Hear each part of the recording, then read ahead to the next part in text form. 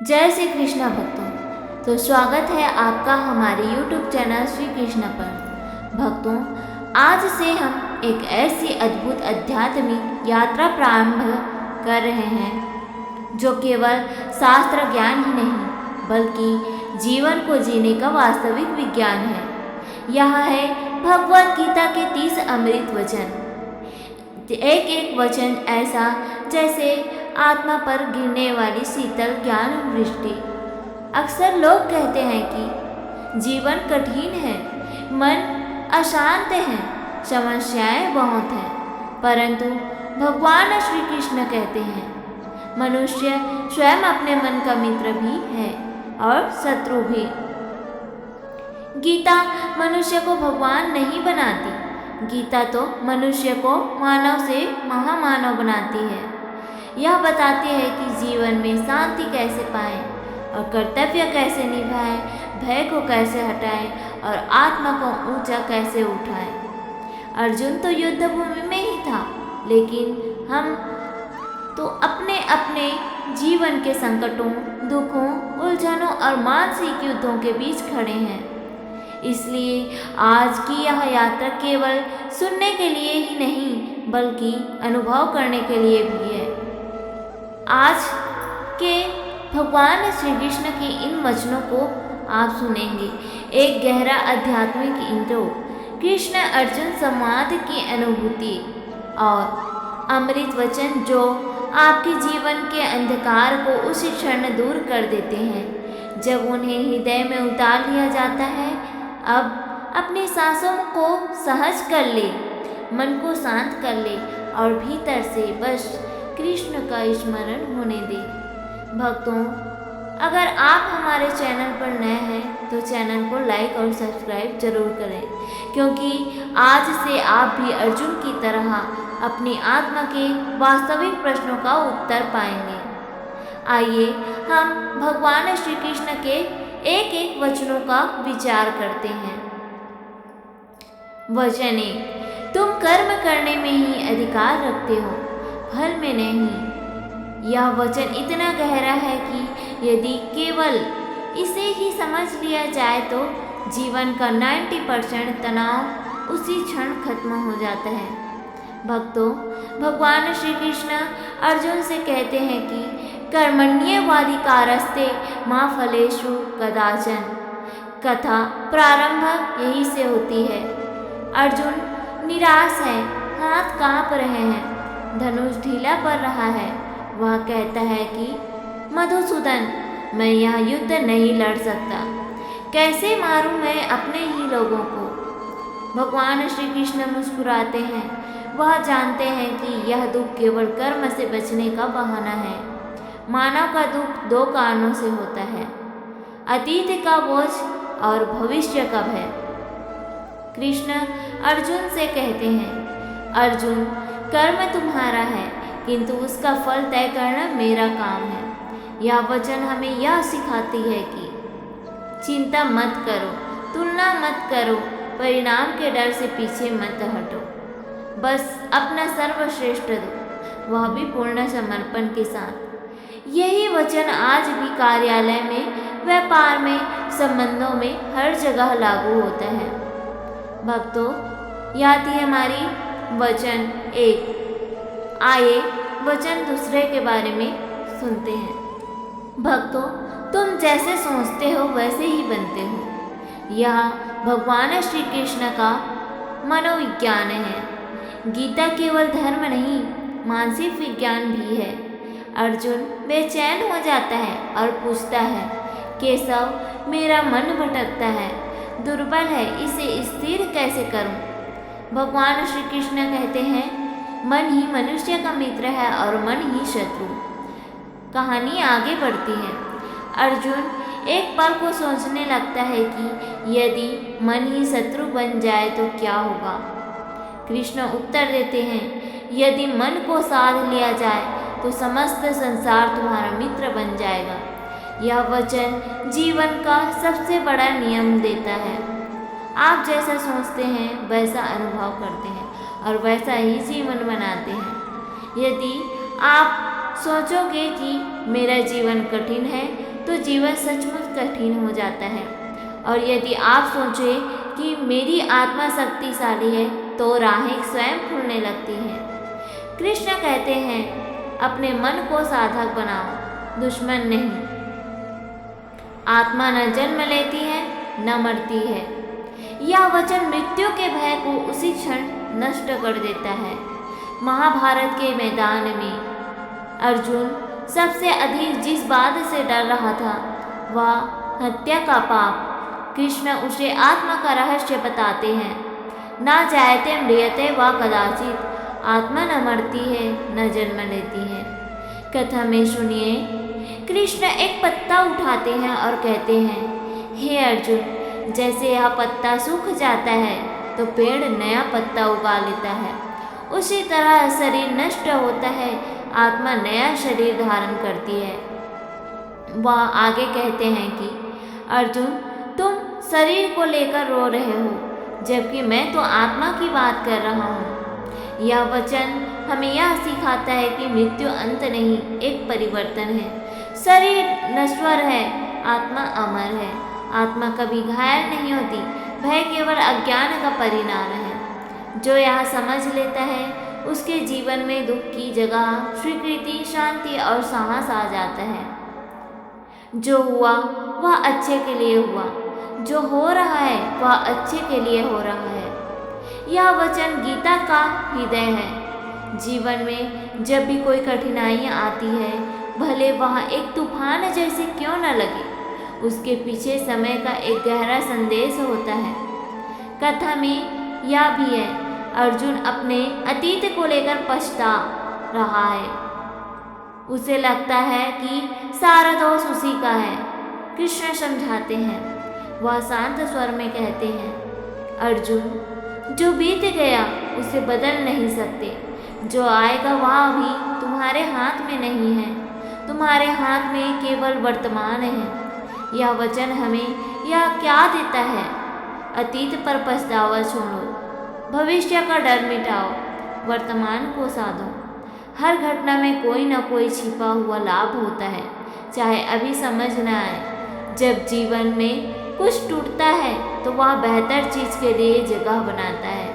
इस वचन का प्रभाव इतना शक्तिशाली है कि एक बार इसे हृदय में बैठा लेने पर जीवन की हर पीड़ा हल्की लगने लगती है। भक्तों, शांति भीतर है, बाहर नहीं। अर्जुन कहता है, कृष्ण, मुझे शांति चाहिए। भगवान श्री कृष्ण मुस्कुराकर जवाब देते हैं, अर्जुन, जिस शांति की तुम खोज कर रहे हो वह बाहर नहीं, तुम्हारे भीतर है। यह वचन है जो पूरे आधुनिक जीवन की सबसे बड़ी समस्या का समाधान करता है। कथा में आगे कृष्ण अर्जुन को ध्यान की शक्ति समझाते हैं। अर्जुन, जैसे सागर में लहरें उठती हैं परंतु गहराई में वह स्थिर रहता है, वैसे ही मनुष्य की आत्मा भी शांत है, उथल पुथल केवल सतह पर है। यह वचन हमें यह सिखाता है कि शांति वस्तुओं में नहीं, शांति संबंधों में नहीं और शांति परिस्थितियों में नहीं, शांति तो आत्मा की अवस्था में है। जब आप स्वयं को समझ लेते हैं तो संसार का कोई तूफान आपको हिला नहीं सकता। जब जब धर्म की हानि होती है तब तब मैं प्रकट होता हूँ। भगवान श्री कृष्ण का यह वचन केवल एक दिव्य घोषणा नहीं बल्कि आश्वासन है। समय चाहे कितना भी कठिन क्यों न बने, धर्म की रक्षा अवश्य होती है। महाभारत के युद्ध में अर्जुन दुख से भरा है। उसे लगता है कि संसार अन्याय से भरा गया है। कौरवों का अत्याचार, द्रौपदी का अपमान और धोखे की राजनीति। उसे विश्वास नहीं कि न्याय कभी हो भी सकता है। कृष्ण उसकी आंखों में देखते हैं और कहते हैं, यदा यदा ही धर्मस्य ग्लानिर्भवति भारत, अर्थात जब भी अन्याय बढ़ता है, जब भी धर्म दब जाता है, जब भी सत्पुरुषों पर अत्याचार होता है, अर्जुन, मैं स्वयं आता हूँ समय को सुधारने के लिए, धर्म को फिर से स्थापित करने के लिए। कथा में कृष्ण अपना विराट रूप नहीं दिखाते, लेकिन आवाज़ में वही दिव्यता है। अर्जुन धीरे धीरे समझने लगता है कि यह युद्ध केवल भूमि के लिए नहीं बल्कि धर्म की रक्षा के लिए भी है। यह वचन आज भी हर तपते दिल को ठंडक देता है। संकट स्थायी नहीं, अंधकार जीत नहीं, धर्म हमेशा विजयी होता है। ईश्वर समय समय पर मार्ग बनाते हैं। जो इस वचन को समझ लेता है उसकी हिम्मत कभी नहीं टूटती। जिसने इंद्रियों पर नियंत्रण पा लिया वही सच्चा योगी है। अर्जुन पूछता है, कृष्ण योग क्या है? क्या पर्वत पर जाकर बैठना योग है? क्या भोजन त्याग देना योग है? भगवान श्री कृष्ण मुस्कुराते हैं, अर्जुन योग का मतलब भागना नहीं, योग का मतलब जुड़ना है अपने आप से, सत्य से और धर्म से। फिर वे इंद्रियों की बात करते हैं। जो इंद्रियों को नियंत्रित कर लेता है वही स्थिर बुद्धि वाला होता है। कथा में कृष्ण अर्जुन को एक विशिष्ट उदाहरण देते हैं। अर्जुन, सागर में अनगिनत नदियां बहती हैं, लेकिन सागर अपनी सीमा नहीं छोड़ती, वह स्थिर रहता है। वैसे ही मनुष्य को अपनी इंद्रियों पर नियंत्रण रखना चाहिए। इंद्रियां क्या है? देखने की इच्छा, सुनने का आकर्षण, स्वाद का लोभ, वासना, मुष्टा, लालच। कृष्ण कहते हैं, अर्जुन जिसके मन पर उसका नियंत्रण नहीं वह दूसरों का क्या सामना करेगा। इस वचन का सार यह है कि अनुशासन ही शक्ति है, निरंतर नियंत्रण ही स्वतंत्रता है। इंद्रियां साध ली तो जीवन आसान है। गीता कहती है, मन की विजय ही सबसे बड़ी विजय है। भक्तों, आत्मा केवल दर्शक है, करता नहीं। यह वचन अत्यंत रहस्यमय और गहरा है। अर्जुन पूछता है, यदि आत्मा अमर है तो कर्म कौन करता है? भगवान श्री कृष्ण कहते हैं, इस शरीर में बैठी आत्मा केवल साक्षी है। कथा में कृष्ण एक रथ चालक की उपमा देते हैं। अर्जुन, शरीर रथ है, मन लगाम है, इंद्रियां घोड़े हैं और आत्मा सिर्फ यात्री है। जो कुछ भी होता है वह प्रकृति द्वारा होता है।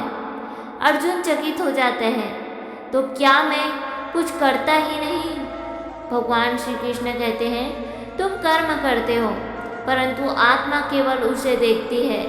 कर्म का बोझ तब बनता है जब मनुष्य मैं भाव में फंस जाता है। इस वचन की शक्ति, अहंकार मिटता है, कर्म हल्का हो जाता है, मन में शांति आती है, व्यक्ति दुख से मुक्त होता है। यदि आत्मा करता है तो पाप पुण्य का बोझ भी आत्मा पर नहीं, वह केवल अनुभव करने आई है, बांधने नहीं। सुनने में सरल, समझने में कठिन, परंतु एक बार यह ज्ञान उतर जाए तो जीवन ही बदल जाता है। जो प्राप्त होता है उसी में संतुष्ट रहना ही योग है।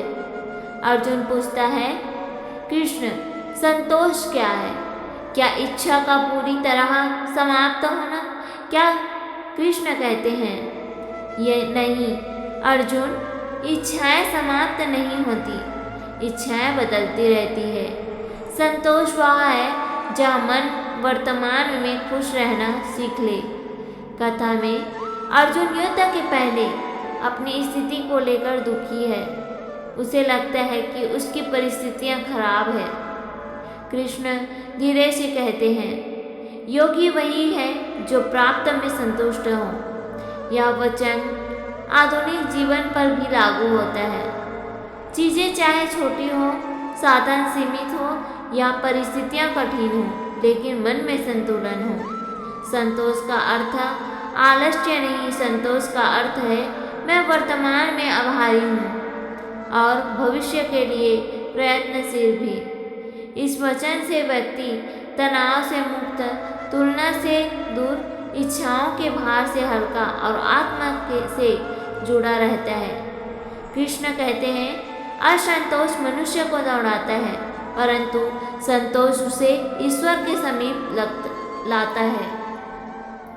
भक्तों, जिसका मन हर परिस्थिति में समान रहता है वही सच्चा ज्ञानी है। अर्जुन पूछता है, कृष्ण ज्ञानी कौन है? क्या वेद पढ़ने वाला ज्ञानी है? क्या तपस्या करने वाला ज्ञानी है? श्री कृष्ण कहते हैं, नहीं अर्जुन, ज्ञानी वह है जिसका मन समत्व में रहता है। फिर वे कहते हैं, सुख में प्रसन्न, दुख में उदास नहीं, वही स्थिर बुद्धि वाला है। कथा में अर्जुन के भीतर युद्ध की आग है, तलवारें, रथों की ध्वनि, शंख, हर ओर अस्थिरता है। लेकिन कृष्ण उसे बताते हैं, परिस्थितियां बाहर की है, अस्थिरता बाहर की है, सुख दुख बाहर के हैं। जो भीतर स्थिर हो गया वह संसार से परे हो गया। समत्व योग का यही अर्थ है कि कोई तारीफ करे मन न उछले, कोई अपमान करे मन न टूटे, कठिनाइयाँ आए मन न घिरे, सफलता मिले मन न भरमाए। समत्व वही है जो गुस्सा शांत करता है, लालच मिटाता है, ईर्ष्या समाप्त करता है, भय भागता है, आत्मा को ऊंचा उठाता है। कृष्ण कहते हैं, हे अर्जुन, युद्ध में विजय महत्वपूर्ण नहीं, अपने मन पर विजय उससे भी महत्वपूर्ण है। भक्तों, आगे के वचन सुनने से पहले अगर आप हमारे चैनल पर नए हैं तो चैनल को लाइक और सब्सक्राइब जरूर कर लें, वीडियो को अंत तक जरूर देखें। तो भक्तों, कर्म योग वही है जिसमें व्यक्ति बिना स्वार्थ के कर्म करे। धर्म क्षेत्र कुरुक्षेत्र, रथों की गड़गड़ाहट, शंखों की ध्वनि, धूल में डूबी हवाएं और बीच में खड़ा अर्जुन, कर्म के अर्थ को लेकर उलझा हुआ। अर्जुन पूछता है, कृष्ण कर्म क्या है? लड़ना कर्म है या छोड़ देना? कृष्ण उसके कंधों को हल्के से छूते हैं और कहते हैं, निष्काम कर्म योग वही है जिसमें व्यक्ति कर्म तो करता है लेकिन फल की इच्छा नहीं करता। कथा में कृष्ण एक उदाहरण देते हैं। अर्जुन, सूर्य प्रतिदिन प्रकाश देता है, बादल वर्षा करते हैं, धरती अन्न देती है, पर क्या कभी ये सोचते हैं कि बदले में उन्हें क्या मिलेगा? अर्जुन चुप हो जाता है। कृष्ण आगे कहते हैं, दुनिया केवल उन लोगों को याद रखती है जो बिना स्वार्थ के कर्म करते हैं। स्वार्थ मन को छोटा बनाता है, परिणाम की अच्छा मन को चंचल बनाती है।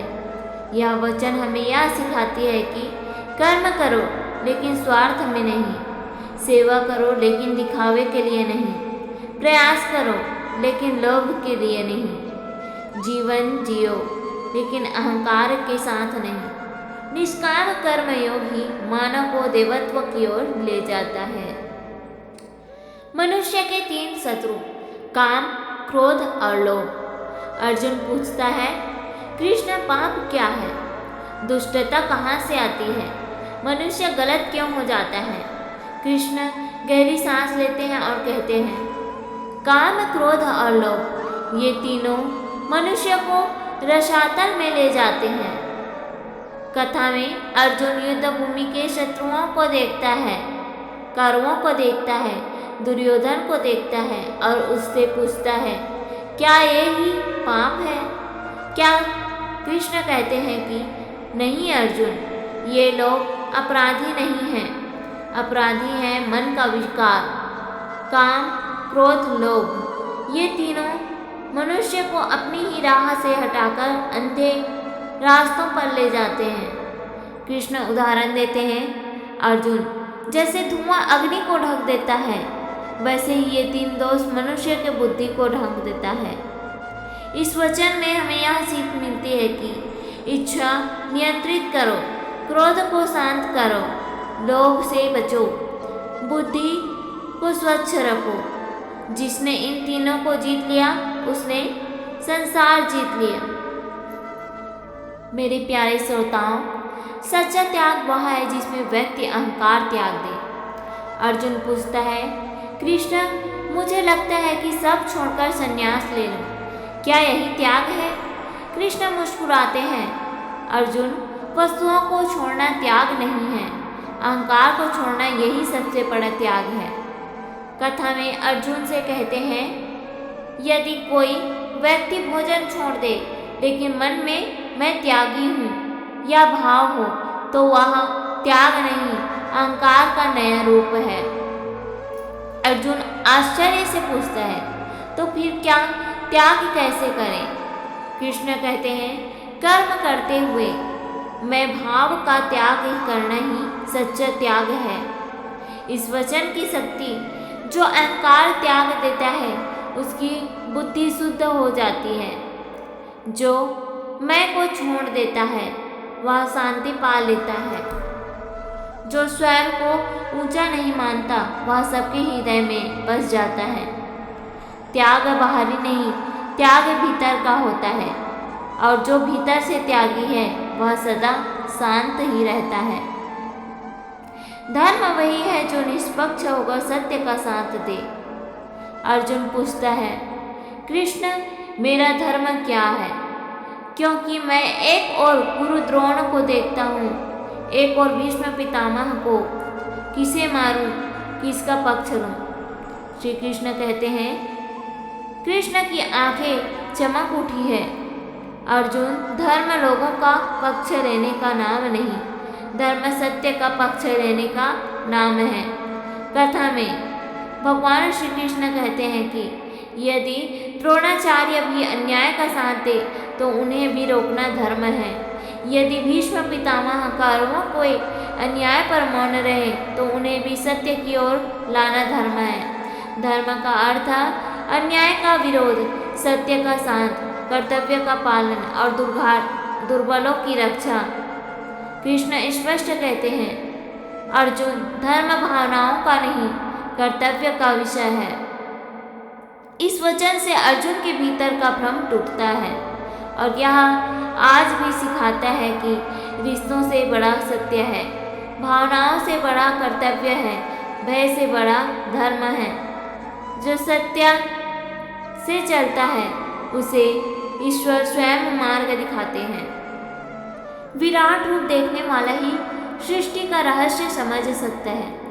यह गीता का सबसे दिव्य प्रसंग है, जब श्री कृष्ण अर्जुन को अपना विराट रूप दिखाते हैं और अर्जुन कहता है, कृष्ण आप कहते हैं कि आप सब में हैं, मैं देखना चाहता हूँ कि यह कैसे है। कृष्ण कहते हैं, अर्जुन, यह दृष्टि मनुष्य की आंखों से नहीं मिलती, मैं तुम्हें दिव्य चक्षु देता हूँ। कथा में अर्जुन देखता है सहस्त्र सूर्यों का प्रकाश, ब्रह्मांडों का विस्तार, देवदानों की ऋषि, जन्म और मृत्यु का चक्र, समय का प्रवाह, काल का अग्नि रूप, और फिर वह देखता है कि पूरी सृष्टि कृष्ण के भीतर समाई है। कृष्ण कहते हैं, अर्जुन, यही मेरा पर ब्रह्म स्वरूप है, मैं ही आदि हूँ, मैं ही अंत हूँ। अर्जुन थरथरा हो जाता है, उसका अहंकार टूट जाता है, मन भय से नहीं विस्मय से भर जाता है। यह वचन हमें यह सिखाती है कि ईश्वर केवल मूर्ति से नहीं, ईश्वर समय में है, ईश्वर नियम में है, ईश्वर संकल्प में है, ईश्वर हर जीव में है। यह भी जिसने कृष्ण के विराट रूप का अर्थ समझ लिया, उसके जीवन का भ्रम समाप्त हो जाता है। भक्तों, अज्ञान ही संसार का सबसे बड़ा अंधकार है। धर्म क्षेत्र कुरुक्षेत्र में अर्जुन का मन अज्ञान के बादलों से ढका हुआ था। उसे सत्य नहीं दिख रहा था, केवल संबंधों का मोह, हत्या का भय और कर्म का भ्रम था। अर्जुन पूछता है, कृष्ण, यदि मैं गलत देख रहा हूँ तो मैं सही कैसे देखूँ? भगवान श्री कृष्ण कहते हैं, अर्जुन, जैसे सूर्य उदय होने पर अंधकार स्वयं मिट जाता है, वैसे ही ज्ञान के प्रकाश से अज्ञान दूर हो जाता है। भक्तों, कथा में श्री कृष्ण यह बताने के लिए एक सुंदर उदाहरण देते हैं। अर्जुन, यदि रात में कोई रस्सी को सांप ले समझ ले तो वह डर जाता है, लेकिन जब प्रकाश होता है तो सत्य सामने आ जाता है। अज्ञान ही संसार के सभी दुखों का कारण है। भय अज्ञान से है, मोह अज्ञान से है और क्रोध अज्ञान से है और भ्रम भी अज्ञान से ही है। ज्ञान वह दीपक है जो जीवन के अंधकार को मिटाता है। श्री कृष्ण कहते हैं, जिसके पास ज्ञान है उसके पास सही दृष्टि है, और जिसे सही दृष्टि मिल गई उसे पूरा संसार स्पष्ट दिखने लगता है। ज्ञान अग्नि सब कर्मों को भस्म कर देती है।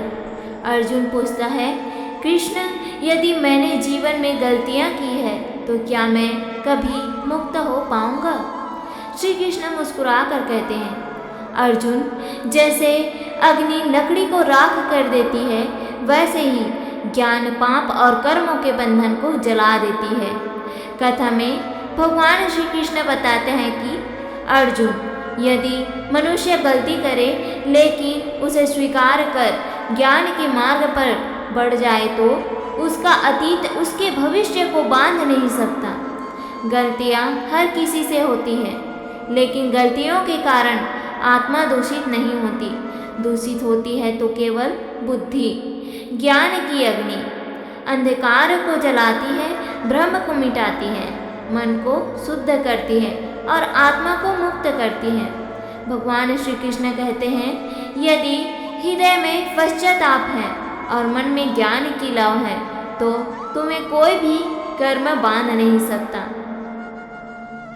भक्तों, सफलता और असफलता में संभाव ही सच्चा योग है। अर्जुन कहता है, कृष्ण, यदि मैं जीत गया तो अच्छा, लेकिन यदि हार गया तो? कृष्ण अत्यंत शांत स्वर में कहते हैं, योगस्था कुरु कर्माणि। अर्जुन, सफलता और असफलता में जिसका मन समान रहता है वही योगी है। कथा में कृष्ण कहते हैं कि अर्जुन, लोग तब प्रसन्न होते हैं जब सफलता मिलती है और दुखी होते हैं जब असफलता मिलती है, लेकिन ये दोनों ही भाव मन को अस्थिर कर देते हैं। जीवन में कभी सफलता आती है, कभी संघर्ष, कभी हानि तो कभी लाभ। भगवान श्री कृष्ण कहते हैं कि जो दोनों में समान रहे वह दुनिया से ऊपर उठ जाता है, और जो दुनिया से ऊपर उठ गया उसे कोई हरा नहीं सकता। यह वचन हमें यह सिखाता है कि सफलता पर अंधकार मत करो, असफलता पर टूट मत जाओ, मन को स्थिर रखो, कर्म करते रहो। समभाव ही सबसे बड़ा संतुलन है। आगे, भक्ति सबसे सरल और सबसे श्रेष्ठ मार्ग है। अर्जुन पूछता है, कृष्ण, योग, ज्ञान और कर्म, इन सब में श्रेष्ठ क्या है? कृष्ण मधुर मुस्कान के साथ कहते हैं, निस्वार्थ भक्ति यही सबसे सरल मार्ग है और सबसे उच्च मार्ग भी। कथा में भगवान श्री कृष्ण कहते हैं, अर्जुन, ज्ञान कठिन है, कर्म भी कठिन है, वे बुद्धि और परिश्रम चाहते हैं, परंतु भक्ति केवल हृदय मांगती है। भक्ति क्या है? भगवान पर विश्वास, समर्पण, प्रेम, अंधकार का त्याग, भावनाओं की पवित्रता। भगवान श्री कृष्ण कहते हैं, जो मेरे प्रति प्रेम से एक फूल भी चढ़ा देता है, मैं उसे हृदय से स्वीकार करता हूँ। फिर कृष्ण अर्जुन से कहते हैं, हे अर्जुन, जब मनुष्य मुझे प्रेम से याद करता है तो मैं उसकी रक्षा स्वयं करता हूँ। इस वचन का सार यही है, भक्ति सरल है, भक्ति मधुर है, भक्ति में भय नहीं, भक्ति में शंका नहीं और भक्ति में अहंकार भी नहीं। भक्ति हृदय को हल्का करती है और आत्मा को ईश्वर से जोड़ती है। आगे, मैं ही सबका कारण हूँ, सबका सहारा हूँ और सबका लक्ष्य हूँ। यह वचन गीता का सार है। श्री कृष्ण स्वयं अपने स्वरूप का उपदेश कथा में। अर्जुन पूछता है, कृष्ण, आप कौन हैं? भगवान श्री कृष्ण उत्तर देते हैं, अहम सर्वस्य प्रभावः। अर्जुन, मैं ही सबका कारण हूँ। इस संसार में जो कुछ भी है वह मुझसे उत्पन्न है। अर्जुन स्तब्ध हो जाता है। कृष्ण आगे कहते हैं, मैं ही माता हूँ, मैं ही पिता हूँ, मैं ही मार्ग हूँ, मैं ही सहारा हूँ और अंत में मैं ही अंतिम लक्ष्य हूँ। वह बताते हैं संसार बदलता रहेगा, परंतु जो मुझे थाम लेता है उसका मार्ग कभी नहीं भटकता। यह वचन आत्मा को बता देता है कि ईश्वर दूर नहीं है, ईश्वर अलग नहीं है, ईश्वर बाहर नहीं है, ईश्वर भीतर है और वही अंतिम सत्य है। जब व्यक्ति यह समझ लेता है तो उसका जीवन सहज, शांत और दिव्यता से भर जाता है। भक्तों, इंद्रियों को जीतना ही सच्ची शक्ति है। कुरुक्षेत्र की भूमि पर खड़े अर्जुन से कृष्ण कहते हैं, पार्थ, मनुष्य इंद्रियों के वश में है, इसलिए भटकता है, पर जिसे अपनी इंद्रियों पर विजय प्राप्त है उसके भीतर एक ऐसा प्रकाश फैलता है जो किसी भी तूफान में नहीं मिटता। दृश्य ऐसा मानो रथ के पहिए धूल उड़ा रहे हैं, पर कृष्ण के शब्द अर्जुन की आत्मा को स्थिरता का जल भर रहे हैं। श्री कृष्ण समझाते हैं, इंद्रियां घोड़े हैं, मन लगाम है और आत्मा सारथी। अगर इंद्रियां अनियंत्रित हो तो जीवन का रथ उल्टा जाता है, और पर जिसने इन घोड़ों को साध लिया वह संसार का विजेता बन जाता है। यह वचन हमें बताता है कि सच्ची वीरता युद्ध में नहीं, संयम में है। शांति उसी के पास है जो भीतर संतुष्ट है। भगवान श्री कृष्ण कहते हैं, जिसे अपने भीतर ही आनंद मिलता है, जिसकी आत्मा उसे पूर्ण कर देती है, ऐसा मनुष्य बाहरी वस्तुओं पर निर्भर नहीं रहता, वह जन्मते ही मुक्त हो जाता है। कहानी का दृश्य युद्ध की तैयारी है, दोनों सेनाएं आमने सामने हैं, पर रथ के बीच बैठा अर्जुन जैसे अचानक गहरे चिंतन के सागर में डूब जाते हैं। कृष्ण का अर्थ स्पष्ट है कि जिसे भीतर शांति है उसे बाहरी हलचल हिला नहीं सकती। आज भी इंसान मोबाइल, पैसा, शोहरत, रिश्ते, हर जगह आनंद खोजता है, पर श्री कृष्ण कहते हैं, आनंद बाहर नहीं, वह तुम्हारे भीतर है, बस उसे जागृत करना है। यह वचन आत्मज्ञान का शिखर है। आगे, योगी वह है जो हर कार्य में संतुलित रहे। इस वचन में अर्जुन पूछता है कि कृष्ण, कौन योगी कहलाता है? भगवान श्री कृष्ण उत्तर देते हैं, जो सफलता और असफलता दोनों में समान रहता है, जो प्रसन्न में भी स्थिर और दुख में भी स्थिर, वही सच्चा योगी है। युद्ध भूमि के बीच जहाँ हर सैनिक भावनाओं के ज्वालामुखी में डूबा है, कृष्ण अर्जुन को समत्व सिखाते हैं। समत्व यानी जीत पर घमंड नहीं, हार पर निराशा नहीं, और सम्मान मिले तो शांत, अपमान मिले तो भी शांत। भगवान श्री कृष्ण कहते हैं, समता ही योग है। यह वचन मनुष्य को जीवन की हर परिस्थिति में अडिग पर्वत की तरह खड़े रहने की शक्ति देता है। भक्ति से सब संभव है, मैं स्वयं उसके अधीन हो जाता हूँ। श्री कृष्ण अर्जुन से कहते हैं, जो पूरी श्रद्धा से मेरी भक्ति करता है, मैं उसके लिए असंभव को भी संभव कर देता हूँ। वह मुझे पता है और मैं उसे। यह वचन गीता का सबसे प्रेमपूर्ण क्षण है, जहाँ भगवान स्वयं कहते हैं कि वे भक्त के प्रेम में बंध जाते हैं। कथात्मक दृश्य से अर्जुन कृष्ण की ओर देखता है और उसकी आंखों में आंसू तैर जाते हैं। उसे महसूस होता है कि कृष्ण केवल ईश्वर नहीं, एक मित्र, एक मार्गदर्शक, एक रक्षक भी है। इस वचन में श्री कृष्ण कहते हैं, भक्ति में शक्ति है, भक्ति में मुक्ति है और भक्ति में मैं स्वयं बसता हूँ। यह वचन मन में अटूट विश्वास पैदा करती है कि ईश्वर दूर नहीं, हमारे प्रेम के एक सरल बुलावे पर उपस्थित है। मैं हर जीव के हृदय में स्थित हूँ। यह वचन में श्री कृष्ण कहते हैं कि ईश्वर प्रत्येक हृदय में स्थित है और वही सभी संकल्पों को दिशा देता है। यह वचन दिव्य रहस्यों को खोलता है। श्री कृष्ण अर्जुन से कहते हैं, हे पार्थ, तुम जिसको अलग अलग व्यक्तियों की इच्छा समझते हो, वह सब उस परम चेतना का प्रवाह है जो हर जीव के भीतर बैठी है। कथा का भाव अर्जुन ऊपर आकाश की ओर देखता है। सूरज बादलों से झांक रहा है, हवा में हलचल है, पर उसे ऐसा लगता है कि पूरे आकाश में श्री कृष्ण का ही विस्तार है। इस वचन का गहन संदेश यह है कि ईश्वर बाहर नहीं भीतर है। वह हृदय के भीतर बैठकर मार्ग दिखाता है। मनुष्य अकेला नहीं, हर कर्म, हर विचार, हर दिशा उसी परमात्मा की प्रेरणा है। इसलिए कहते हैं, अपने दिल की सुनो, क्योंकि वहां मैं स्वयं बोल रहा हूं। जिसे मैं चाहता हूं उसे साधन मिलते हैं, जिसे सत्य चाहता है उसे मैं मिल जाता हूं। कुरुक्षेत्र में अर्जुन के मन में एक प्रश्न उठता है, कृष्ण, क्या हर मनुष्य आपको पा सकता है? श्री कृष्ण मुस्कुराते हैं, पार्थ, मैं किसी से दूर नहीं, दूरियां मनुष्य स्वयं मनाता है।